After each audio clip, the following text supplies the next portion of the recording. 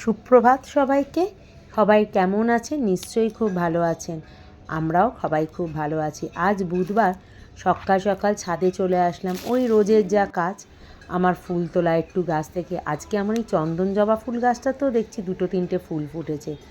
যাই হোক গে, রোদ্দুরের তেজ তো বেশ সকাল থেকেই ঝাঁটা পোড়া রোদ্দুর উঠে গেছে। এখন বাজে ওই 7টা, সোয়া 7টা মতন। আজ আসতে একটু দেরি হয়ে গেল। যাই হোক, চটপট ফুলগুলোকে তুলে নিই। আর আপনাদের সকালগুলো কেমন কাটছে, কেমন করে দিন শুরু করছেন, আমায় কিন্তু জানাতে ভুলবেন না। দেখতে পাচ্ছেন, আজকে অন্য দিনের মতন অত কটা ফুল ফোটেনি, তবু ফুটেছে। যা ফুটেছে তাই ঠিক আছে। হ্যাঁ, চলুন, ফুলগুলো তোলা হয়ে গেছে। আর এই যে সেই যে বলেছিলাম না, সেই ছোট্ট একটা নতুন বেল ফুল গাছ এনেছিলাম। আগের বারেও একটা এনেছিলাম, সে তো প্রাণে বাঁচল না। যাই হোক, এই গাছটা তো আনার পরে সেই অনেক কুড়ি ছিল, আপনাদেরকে দেখিয়েছিলাম। টুকটুক করে এই 3টে 4টে 5টা এরকম করে ফুল হচ্ছে। আজকে একটা প্যাকেট নিয়ে এসেছি, জানেন তো, একটা ঝুড়ি কিনতে হবে। তার মধ্যে ওই সাজি টাইপের যে ঝুড়িগুলো হয় না, ওইগুলো, তার মধ্যে এই ফুলগুলো রাখতে হবে। আপনাদেরকে একটা জিনিস দেখাই, দাঁড়ান। আমার এখানে একটা গাছে দেখুন 2 রকম লঙ্কা হয়। একটা দেখেছেন সরু সরু লম্বা লম্বা, এটা যদিও পেকে গাছে ওই বীজ করবে বলে রাখা আছে। আর ওই একই গাছে এই দেখুন বেগুনি রঙের গোল গোল। ওই সরু লম্বাটায় ঝাল হয়, কিন্তু ওই বেগুনি লঙ্কাটায় ঝাল নেই, শুধুই একটা সুন্দর লঙ্কার গন্ধ পাওয়া যায়। ওপর থেকে তো ফুল টুল নিয়ে আসলাম। আজকে যেহেতু বুধবার, কেনা ফুলটা আসে না, আর গাছে অনেক কটা করে ফুল ফুটছে, তাই জন্য আর কেনা ফুল আনছিও না অন্যান্য বারে। আর নিজের গাছের ফুল দিয়ে সকাল সকাল পুজো সারতে বেশ ভালোই লাগে, তাই না? সে কেনা ফুল যতই ভালো হোক না কেন, নিজের গাছের ফুল আর কেনা ফুলের মধ্যে কোথায় যেন একটা তফাৎ থেকেই যায়। আর সকাল সকাল পুজো দিলেও কিন্তু মনটা বেশ ভালো লাগে। দেখুন, গাছের একদম সদ্য তাজা জবা কি সুন্দর ফুটে আছে। আর কেনা জবাগুলো ভালো হয়, খারাপ হয় না, কিন্তু কেমন একটুখানি নেতিয়ে নেতিয়ে থাকে না। কে জানে, হয়তো আমার মনের ভুল। হ্যাঁ, তাও হতে পারে। আজকে জবা ফুল দিয়েই মায়ের পুজো সারলাম। আর এই যে ভাবছেন প্লাস্টিকের ওপরে কেন ফুল দিচ্ছি, না না, এটা প্লাস্টিক না। ওই আমরা অনেক বছর আগে একবার যখন প্রথম কামারপুকুর গিয়েছিলাম, ওই জয়রামবাটির ওখানে যে মা সিংহবাহিনীর মন্দিরটা আছে না, ওখান থেকে ওইখানকার ঠাকুরমশাই বলেছিল একটু মাটি নিয়ে যান। ওই পেটে ব্যথা বা হাত পায়ে ব্যথা ট্যাথা কিছু হলে ওই মাটির প্রলেপ লাগালে নাকি সেরে যায়। মা শারদার নাকি একবার এরকম খুব পেটের প্রবলেম হয়েছিল, মাও নাকি ওই মায়ের মাটি লাগিয়ে, মানে ওই সিংহবাহিনী মায়ের মাটি লাগিয়ে নাকি সুস্থ হয়েছিলেন। ওই বিশ্বাস আর কি। আর এই যে আমি এখন জানেন তো এই চন্দনটা ব্যবহার করি, চন্দন, কেশর, অশ্বগন্ধার টিক্কা, খুব সুন্দর গন্ধ। আর এইটা একটু ওই গঙ্গা জল দিয়ে গুলে নিই, সব ঠাকুরকেই দিই। আর চন্দন বাটাবাটি সমস্যা থাকে না, যদিও অনেক দিন ধরেই তো ওই চন্দন গুঁড়ো দিয়েই কাজ চালানো হচ্ছে, কিন্তু এই চন্দন গুঁড়োটা দেখলাম বেশ সুন্দর। ওই দোকানে যাওয়ার পর দোকানদারই দিয়েছিল, বলে এটা নিয়ে যান, ভালো লাগলে দেখবেন, পরে নয় আর একটা বড়টা দেবো। খুব একটা বেশি দাম না, কত 50 না 55 টাকা এরকম নিয়েছিল, তো খুব সুন্দর, অল্প একটু গুললে অনেক দিন যায়। আপনারা যদি পারেন একটা এরকম ব্যবহার করবেন, গন্ধটা ভারী সুন্দর। আর গুললে না কেমন একটা ওই কেশর কেশর মতন রঙই আসে। যাই হোক গে, ছটপট পুজোটা দিয়ে নিই, রান্নাবান্নার দিকেও যেতে হবে।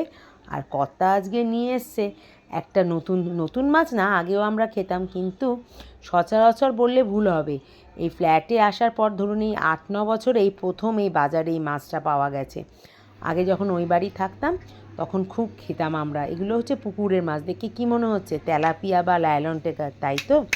যারা চেনেন নিশ্চয়ই তারা চিনতে পেরেছেন, আর যারা চেনেন না, দাঁড়ান তাদেরকে একবার বলে দিচ্ছি। এগুলো তো নুন হলুদ মাখানো হয়ে গেছে।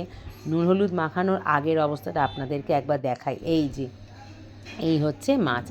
এগুলো আমরা সাধারণত বলে থাকি নয়না মাছ বা ন্যাদোস মাছ বা ভ্যাদা মাছ, এই ধরনের মাছটার অরিজিনাল নাম কিন্তু আমার যতদূর মনে হয় নয়না মাছই। কিন্তু ওই ভ্যাদা মাছ বা ন্যাদোস মাছ বলার কারণ হচ্ছে এই মাছগুলো নাকি ভীষণ বোকা ধরনের হয়ে থাকে। মানে পুকুরের মাছ তো আপনি ছেড়ে দিয়ে আবার ওকে হাতে করে ধরতে পারবেন, এরকম। এই মাছগুলো অনেক রকমভাবেই রান্না করা যায়, যেমন সর্ষে বাটা বা সর্ষে পোস্ত দিয়ে ঝাল, বা পেঁয়াজ দিয়ে ঝাল, বা এমনি একদম সবজি দিয়েও, যেহেতু জ্যান্ত মাছ পুকুরে। কিন্তু যা গরম পড়েছে, আজ ভাবলাম সর্ষে পোস্ত পেঁয়াজ কিচ্ছু না দিয়ে একদম সিম্পলভাবে করব। আলু বেগুন বড়ি দিয়েও কিন্তু এই মাছটার একটা পাতলা ঝোল হয়। মাছটা কিন্তু খেতে ভীষণ সুস্বাদু। আমি বলবো যারা খাননি বা খান না, যদি বাজারে পান এই জ্যান্ত নয়না মাছ বা ন্যাদোস মাছ বা ভ্যাদা মাছ যাই বলুন না কেন, তাহলে একবার কিনে আনবেন। হ্যাঁ, আর কাঁটা নেই, শুধু পেটের দিকে একটু কাঁটা আছে। মাছগুলো কিন্তু ভীষণ মিষ্টি ধরনের, পুকুরের মাছ যেমন মিষ্টি মিষ্টি হয় না, ওরকম মিষ্টি জলের মাছ, কিন্তু খুব ভালো আর খুব ভারী ধরনের হয় মাছগুলো।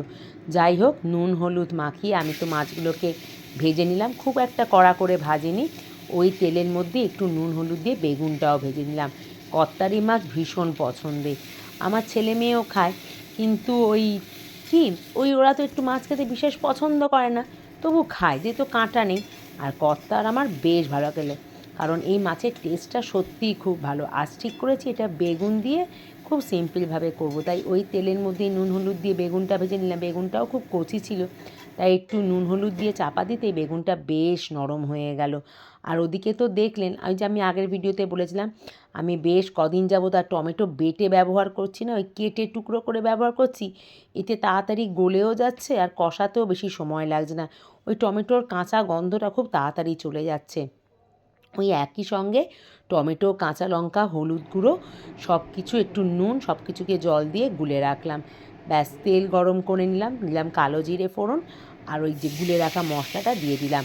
গুঁড়ো লঙ্কা চাইলে আপনারা ব্যবহার করতেই পারেন, বা আমিও করতে পারতাম, কিন্তু আজ চেয়েছিলাম যেহেতু একেবারে তাজা জ্যান্ত মাছ, টাটকা মাছ, আজকে আর কোনো গুঁড়ো লঙ্কা নয়, এই কাঁচা লঙ্কা, ধনেপাতা, টমেটোর গন্ধটা দিয়েই কিন্তু এই মাছের স্বাদ দারুণ হয়ে যাবে। আর এই সত্যিকার গন্ধটা মানে স্বাদটা দিয়ে। আর এই মাছটা কিন্তু দেখুন এত ভালো হয় এভাবে রান্না করলে, বারবার বলছি কেন, গরম ভাত দিয়ে দুপুরবেলা মাছটা যখন খেয়েছিলাম না, সত্যি বলছি বিশাল তৃপ্তি লেগেছিল। বিশাল বলাটা ভুল হয়েছে, খুব তৃপ্তি লেগেছিল। যাই হোক, একটু চাপা দেওয়াতে, নুন যেহেতু দেওয়া ছিল না, দেখছেন টমেটোটা চটপট গলে গেল, তে রান্নাটাও তাড়াতাড়ি হয়ে যায়। দিলাম হচ্ছে গরম জল ঢেলে, কারণ ওই যে কর্তার অফিসও আছে, একটু তাড়াতাড়িও রান্নাবান্না সারতে হবে। ব্যাস, হয়ে গেল এদিকে। আর এখন তো আরও যা রান্না করছিল আপনাদেরকে দেখাবো। আমার বাড়িতে তো টক ডালের এখন ভীষণ রকম চল চলেছে। হ্যাঁ, আর ওদিকে এই যে ঝপাস করে দিয়ে দিলাম একটু ধনেপাতা দিলেও হয়, না দিলেও হয়, ছিল দিলাম, দিলে ভালো লাগবে।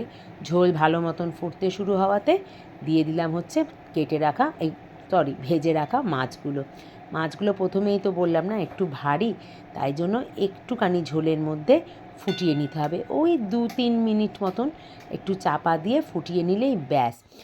তারপরেই দিয়ে দিলাম হচ্ছে বেগুনগুলো। ধনেপাতা না দিলে একটু কাঁচা তেল দিলেও কিন্তু ভালো লাগে, কিন্তু আজ আমি ধনেপাতাও ছিল আর কাঁচা তেলের ব্যবহারটাও করেছি। সত্যি বলছি, একবার এরকম মাছ বানিয়ে ঝোল করে খেয়ে দেখবেন, শুধু ন্যাদোস মাছ দিয়ে না, এমনি কোনো জ্যান্ত মাছ দিয়ে এরকম ঝোল বেশ ভালো লাগে, যেমন বাটা মাছ, ছোটো চারাপোনা যেগুলো হয় সেইগুলো। হ্যাঁ, আর আপনারা যদি এই মাছটা খেয়ে থাকেন, যারা যারা খান, তারা যদি অন্য কোনো রেসিপি জেনে থাকেন আমায় কিন্তু অবশ্যই জানাবেন। দেখতে পাচ্ছেন মাছগুলো বেশ ভালো। তাহলে চলুন, হ্যাঁ, যেটা রোজ বলি সেটা আজকে আবারও বললাম।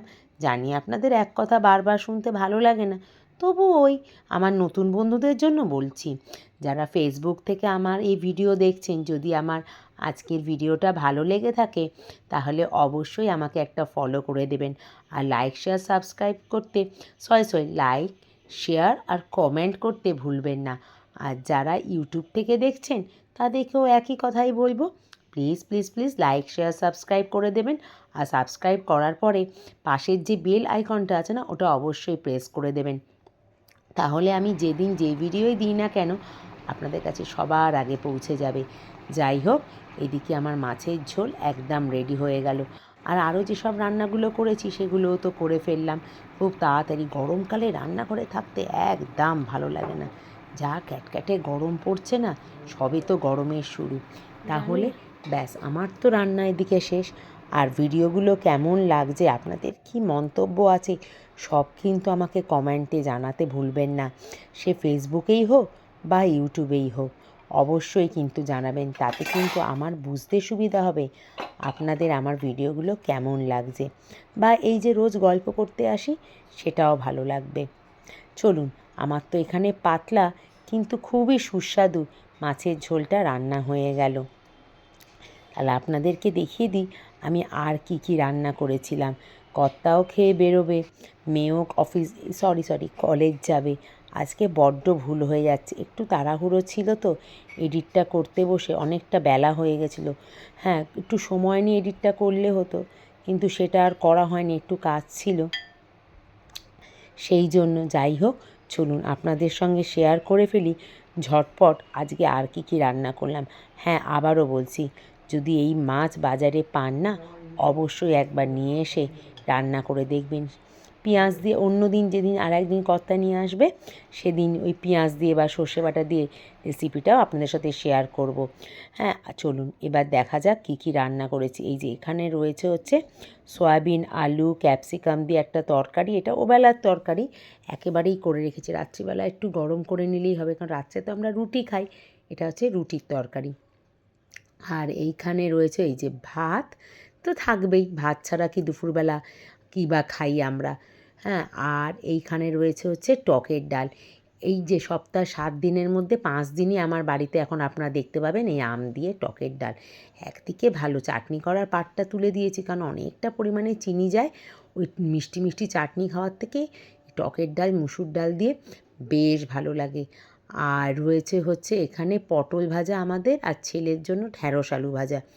হ্যাঁ, এইটা ওই সকালবেলা রুটির জন্য ভাজা হয়েছিল, ঢ্যাঁড়স আলুটা ওখান থেকে একটু রেখে দিয়েছি, কারণ ও তো পটল খায় না। আর এই রয়েছে গরম গরম পাতলা মাছের ঝোল, টমেটো বেগুন দিয়ে। আলু বেগুন বড়ি দিয়েও আপনারা করতে পারেন একইভাবে, খেতে কিন্তু ভীষণ ভালো লাগে। যারা জিরে গুঁড়ো খেতে পছন্দ করেন তারা ওর মধ্যে একটু জিরে গুঁড়ো দিয়ে দেবেন, ব্যাস, তাহলেই দেখবেন খেতে আরও কত ভালো লাগছে। আজ তাহলে আসি, দেখা হবে, কথা হবে খুব শিগগিরই অন্য আর একটা ভিডিওতে।